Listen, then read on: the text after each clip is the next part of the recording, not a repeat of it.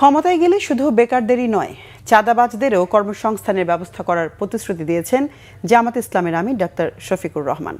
রাজধানীর যাত্রাবাড়িতে ঢাকা ৪ ও ৫ আসনের নির্বাচনী জনসভায় শফিকুর রহমান বলেছেন, ফ্যাসিবাদের শিকড় উপড়ে ফেলা হবে, আধিপত্যবাদ মুক্ত বাংলাদেশ চায় জামাত। যারা জনগণের ভাষা বোঝে না, আগামী ১২ তারিখের জবাব পাবে বলেও মন্তব্য তার। জানান, যুবকদের হাতে বেকার ভাতা নয়, তাদের দেশ গড়ার কারিগরে পরিণত করতে চায় জামাত।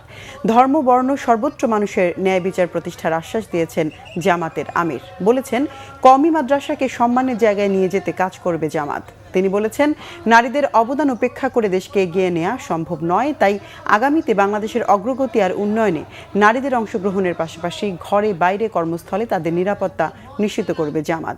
গণভোটে হ্যাঁকে জয়যুক্ত করার আহ্বান জানিয়েছেন ডাক্তার শফিকুর রহমান।